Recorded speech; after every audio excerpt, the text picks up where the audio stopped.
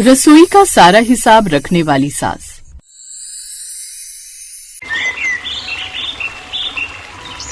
परीक्षा बहू, आज दूध कितना आया है? माँ जी 2 लीटर। और कल का सारा दूध खत्म हो गया? कल का दूध नहीं बचा था? नहीं माँ जी। और सब्जी कितने की आई आज की? माँ जी 150 रुपए की। 150 रुपए की, ठीक है, लिख दिया। उस रोज का हिसाब डायरी में लिखने के बाद जानकी अपने कमरे में चली जाती है। ऐसे ही अगले 4-5 दिन तक यही होता है। जानकी रसोई के खर्चों का हिसाब बड़ी बहू से पूछती और उसका हिसाब एक डायरी में लिख लेती। और ये सब जानकी की छोटी बहू काव्या देख रही थी, जिसकी शादी को अभी 10-15 दिन ही हुए थे। उसे ये सब थोड़ा अजीब लग रहा था। एक रोज उसने जेठानी से इस बारे में पूछ ही लिया। दीदी, ये माँ जी रोज रोज क्या डायरी लेकर बैठ जाती हैं और ऐसे हिसाब पूछने लगती हैं? काव्या, माँ जी रोज की रसोई के खर्चे का हिसाब रखती है, इसलिए वो दूध, सब्जी और रसोई में आने वाली बाकी चीजों के दाम पूछती हैं। लेकिन दीदी, ये बात कुछ अजीब नहीं है? मतलब अब रसोई में एक नींबू मिर्च भी आएगा तो उसका हिसाब लिखा जाएगा? हाँ काव्या, बताओ भला, ये क्या बात हुई? अब हम क्या माँ जी को रोज छोटी छोटी चीजों का हिसाब देते फिरेंगे? वो बात नहीं है काव्या, तुम माँ जी को गलत समझ रही हो। दरअसल ऐसा करने से घर के हिसाब किताब का पता चलता है, ताकि अगर किसी महीने बेफिजूल खर्चा कहीं हो जाए तो हम पैसे बचा सके। अब जितनी चादर हो उतने ही पैर पसारने चाहिए ना। अच्छा, इसका मतलब हम कल को सांस भी लेंगे तो पहले माँ जी से पूछना पड़ेगा। ये सब ना बेकार की बातें होती है दीदी, हर छोटी बड़ी बात का हिसाब रखना। परीक्षा काव्या को खूब समझाती है, लेकिन काव्या को अपनी जेठानी की कोई बात समझ नहीं आ रही थी। उसे तो बस यही लग रहा था कि उसकी सास ये सब करके ठीक नहीं कर रही। ऐसे कुछ दिन बीत गए और फिर एक दिन, बड़ी बहू, सब्जी वाला सब्जी देकर चला गया क्या? जरा सब्जी का हिसाब तो बता। तभी रसोई से काव्या निकल कर आती है। माँ जी, सब्जी मैं लाई हूँ बाजार से और आपको उसका हिसाब रखने की कोई जरूरत नहीं है। ये क्या बात हुई बहू, घर की सब्जी आई है तो हिसाब तो लिखना पड़ेगा ना। देखिए माँ जी, मार्केट से सब्जी लाकर मैं वैसे भी थक गई हूँ और अब और बहस नहीं करना चाहती। और हाँ, आगे से रसोई का कार्यभार मैं संभाल लूंगी। आपको यूं हर छोटी मोटी चीज का हिसाब रखने की कोई जरूरत नहीं है। लेकिन बहू, बिना हिसाब के घर थोड़ी न चल सकता है। हमें पता तो होना चाहिए हमारा खर्चा कहाँ ज्यादा हो रहा है। माँ जी, मैंने एक बार कह दिया ना, आपको इन सब बातों की चिंता करने की कोई जरूरत नहीं है। अब से रसोई का सामान मैं ही लाया करूंगी। देवरानी जी, आप क्या कह रही हैं? ये काम कई सालों से माँ जी करती आ रही हैं, तो उन्हें करने दीजिए। हाँ काव्या, भाभी बिल्कुल ठीक कह रही हैं। ओफो, आप सबको क्या लगता है मैं ठीक से रसोई मैनेज नहीं कर पाऊंगी? नहीं नहीं, वो बात नहीं है बहू, ये तो बल्कि अच्छी बात है कि तू अब से रसोई का हिसाब संभालेगी। ये ले डायरी और अब से तू सारा हिसाब रखना। जानकी ने अपनी छोटी बहू काव्या को हिसाब की डायरी सौंप दी। अब उस रोज से काव्या ही रसोई का ध्यान रखती। ऐसे कुछ दिन बीत जाते हैं। एक रोज, चाची, आज चाउमीन खाने का बड़ा मन कर रहा है। अरे तो इसमें क्या हो गया, मैं अभी बना देती हूँ तुम्हारे लिए। नहीं, ऐसी वैसी चाउमीन नहीं, बल्कि महंगी वेजिटेबल्स डली हुई चाउमीन। आपको पता है मेरे स्कूल में बच्चे लाल पीली शिमला मिर्च, मशरूम ये सब डालकर महंगी महंगी सब्जी डली हुई चाउमीन लेकर आते हैं। उन वेजिटेबल्स से खाने का टेस्ट कितना बढ़ जाता है पता है। आप भी बनाओगी मेरे लिए? हाँ हाँ, क्यों नहीं बेटा, मैं अभी कुछ सब्जियां ऑनलाइन ऑर्डर कर देती हूँ और तुम्हारे लिए चाउमीन बना देती हूँ। अब वो ऐसा ही करती है, कुछ महंगी सब्जियां ऑनलाइन ऑर्डर कर देती है और कुछ देर में कुरियर वाला आता है। ये लीजिए मैडम, आपका सामान। ओह थैंक यू। अब मैं बनाऊंगी टेस्टी टेस्टी चाउमीन। काव्या रसोई में जाती है और सब्जियां काटकर जल्दी से वेजिटेबल चाउमीन बनाकर ले आती है। ये रही तुम्हारी tasty tasty chowmein. Oh thank you so much चाची, यू आर सो स्वीट। ऐसे कभी काव्या चाउमीन तो कभी बर्गर और मोमोज पर पैसे खर्च करने लगी। साथ ही घर में कई सारी सब्जियां भी लाने लगी। पहले खाने में जहाँ एक सब्जी बनती थी, अब 2 और 3 बनने लगी। बहू, एक वक्त में इतनी सब्जी बनाने की क्या जरूरत थी? अब किसी को एक सब्जी पसंद नहीं आई तो वो दूसरी तो खा सकता है ना माँ जी, और अगर दूसरी भी पसंद ना आए तो तीसरी भी खा सकता है। अब रसोई मेरे हाथ में है तो अब किसी को कोई कमी नहीं होगी। ऐसा कहकर काव्या कहीं न कहीं अपनी सास को बातें सुना रही थी, लेकिन जानकी शांत स्वभाव की थी। उसने किसी से कुछ नहीं कहा। अब कभी वो बाहर से खाना ऑर्डर कर देती तो कभी घर में जरूरत से ज्यादा ही सब्जियां ले आती। ऐसे कुछ दिन बीत गए। एक रोज काव्या खाना खाने बैठी हुई थी कि तभी अचानक से वो बाथरूम की तरफ दौड़ी और उल्टियां करने लगी। अरे अचानक काव्या को क्या हो गया? वही देवर जी जो शादी के बाद हर लड़की को होता है। क्या मतलब भाभी, मैं कुछ समझा नहीं। मतलब ये कि हमारे अक्षत की चाची के पेट से छोटा भाई या बहन आने वाली है। ये बात सुनते ही घर में सभी खुश हो जाते हैं। ऐसे ही कुछ महीने बीत जाते हैं। एक रोज अभिषेक काव्या के साथ हॉस्पिटल से लौट रहा था कि तभी अचानक बीच रास्ते में उनकी बाइक खराब हो गई। ओह नो, लगता है बाइक खराब हो गई। धूप भी काफी है। काव्या तुम ऐसा करो, ऑटो लेकर घर जाओ, मैं इसे ठीक करवा कर आता हूँ। इसके बाद काव्या ऑटो लेकर घर आ गई। फिर अगले दिन खाना खाने के वक्त डाइनिंग टेबल पर अभिषेक बोलता है, काव्या मैं सोच रहा हूँ अब हम एक गाड़ी ले लेते हैं। देखो तुम भी अब माँ बनने वाली हो, बार बार हॉस्पिटल आना जाना लगा रहेगा। ऐसे में बाइक पर जाना सेफ भी नहीं है, और वैसे भी कल को बच्चा होगा तब भी हमें गाड़ी की जरूरत तो पड़ेगी ही ना। हाँ अभिषेक, बात तो तुम ठीक कह रहे हो, अब हमें कार ले ही लेनी चाहिए। इसके लिए मुझे कुछ पैसों की जरूरत है। कुछ पैसे तो मेरे पास हैं, लेकिन कुछ तुम डाउन पेमेंट के लिए मुझे दे दो। क्या? लेकिन मैं कहाँ से ला कर दूं? मैं कोई कमाने थोड़ी ना जाती हूँ। कहाँ से ला कर दूं मतलब? हर महीने तुम्हारे पास घर खर्च के लिए हम सब पैसे देते हैं ना। हाँ तो वो सब तो रसोई के खर्चों में ही लग जाते हैं, मेरे पास तो कुछ भी नहीं बचता। कुछ भी नहीं बचता मतलब? माँ भी तो हर महीने घर खर्च चलाती थी ना, रसोई का सारा हिसाब रखती थी, उसके बाद भी वो उसमें से भी पैसे बचा लेती थी। ये 2 लाख की बाइक माँ ने मुझे उन्हीं पैसों से दिलवाई थी, और तुम कहती हो तुम्हारे पास बिल्कुल पैसे नहीं बचते। ये सुनकर काव्या को बड़ा बुरा लगता है और वो खाना छोड़कर अपने कमरे में चली जाती है। बहू सुन तो। अभिषेक बेटा, क्या जरूरत थी उसे कुछ भी कहने की? देख बिना खाए पिए ही उठ गई। माँ मैं झूठ कह रहा हूँ क्या? आपने भी तो रसोई के हिसाब के साथ साथ पैसे बचाए थे ना। अब वो शाम तक बिना कुछ खाए पिए ही कमरे में रहती है। काव्या बहू, चल जल्दी से बाहर आ जा, सुबह से तूने कुछ नहीं खाया बेटी, ऐसी हालत में यूं भूखा रहना सही नहीं। कुछ देर बाद वो दरवाजा खोलकर बाहर आती है। उसकी आंखों में आंसू थे और हाथ में वही सास की हिसाब वाली डायरी जिसे वो खोलती नहीं है। आई एम सॉरी माँ जी, मुझसे गलती हो गई जो मैंने आपकी काबिलियत पर शक किया। अब मुझे समझ आ गया कि बड़े बुजुर्ग जो कहते हैं करते हैं वो कभी गलत नहीं करते। आपने रसोई का हिसाब संभालने के साथ साथ बचत भी की है, लेकिन मैं तो बचत कर ही नहीं पाई। मुझे माफ कर दीजिए माँ जी।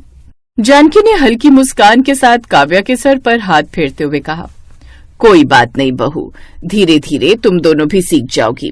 परीक्षा, काव्या के लिए खाना लेकर आओ, ये सुबह से भूखी है और ऐसी हालत में भूखा रहना ठीक बात नहीं। अब काव्या को अपनी गलती का एहसास हुआ और उसने सबसे माफी मांगी, जिसके बाद उसने खाना खाया। जानकी ने बचत के कुछ पैसे अभिषेक को डाउन पेमेंट के लिए दे दिए। कुछ दिन बाद अब उनके घर भी गाड़ी आ गई, जिससे घर में अब सभी लोग बड़ा खुश थे।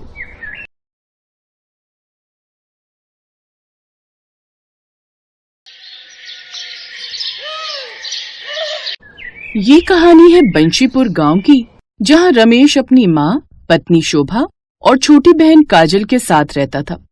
रमेश जितना ही मेहनती और सीधा इंसान था, उसका फायदा लोग अक्सर उठा लिया करते थे। रमेश की माँ की उम्र होने के कारण वो ज्यादातर बीमार रहा करती, जिससे उसकी बहू शोभा को परेशानी हुआ करती। वो हमेशा अपनी सास को सुनाने का मौका ढूंढा करती। ऐसे ही एक दिन, कहाँ से आ रही हो राजकुमारी जी?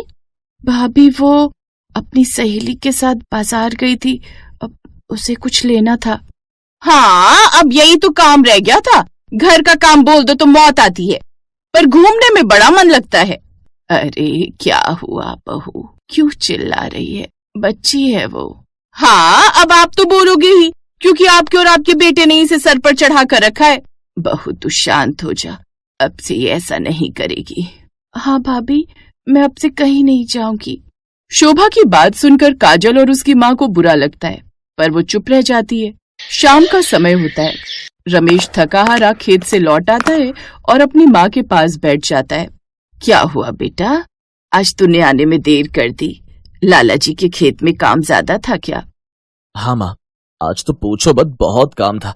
हरी और सुखिया काम पर नहीं आए थे तो काम रुका हुआ था। तो लाला जी ने भी कहा रमेश के होते हुए हमें चिंता की बात नहीं, क्यों रमेश कर लेगा ना फिर। मैंने कहा हाँ।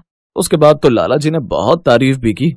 हे भगवान, क्या करूं मैं इस आदमी का, इसे तो कोई भी मूर्ख बना जाता है। अरे बहू, मेरा बेटा सीधा है बहुत, इसलिए लोग इसके साथ ऐसा करते हैं।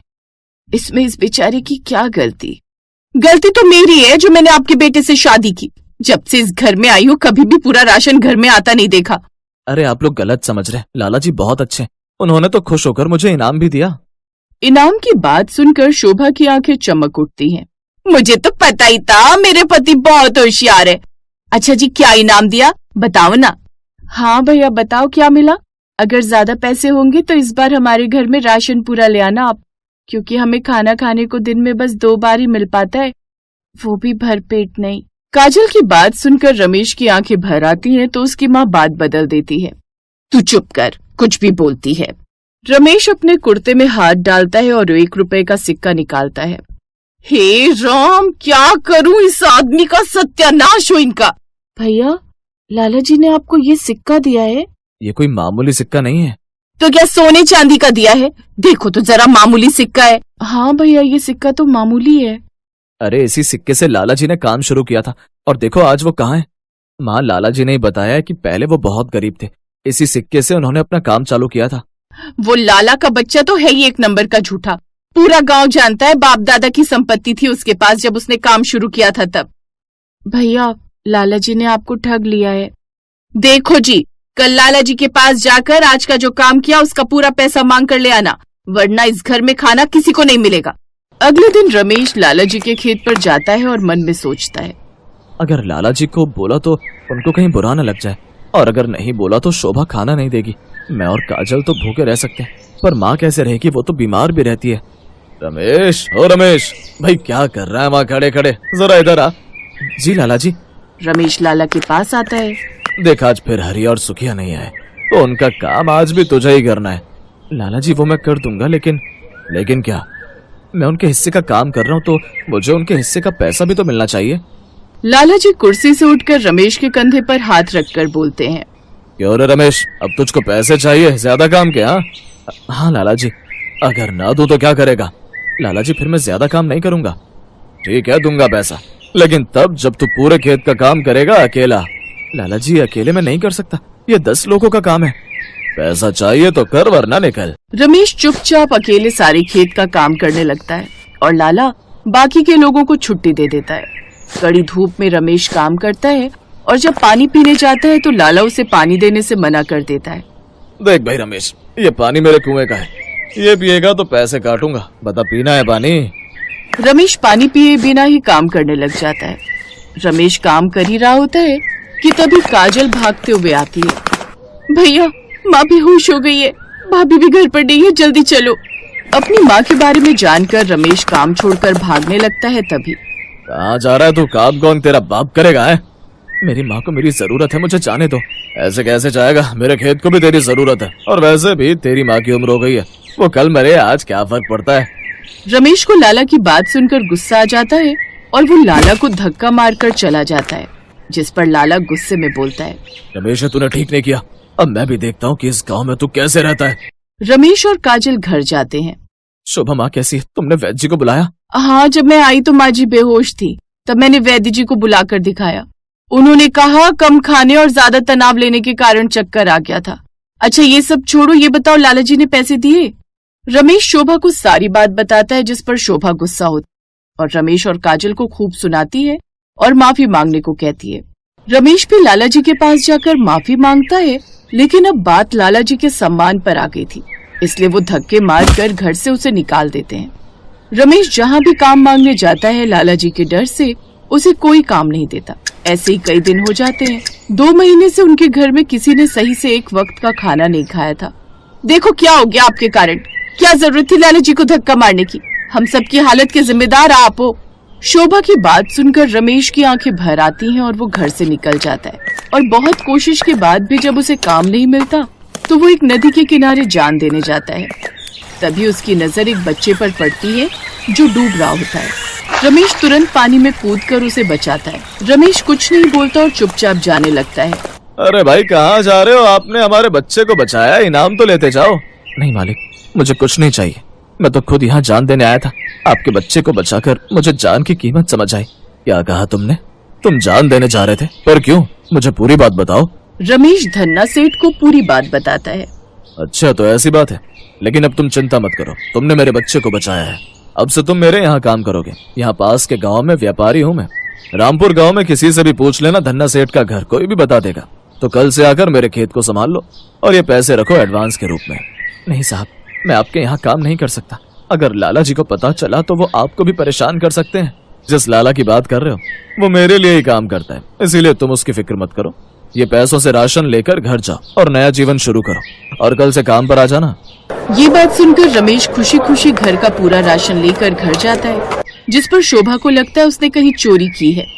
हे राम जी, अब यही देखना रह गया था, अब ये आदमी चोरी कराया। अरे भूखा मारकर तुम्हारा पेट नहीं भरा था जो अब जेल में डालने का इंतजाम कराए। शोभा को रमेश सारी बात बताता है।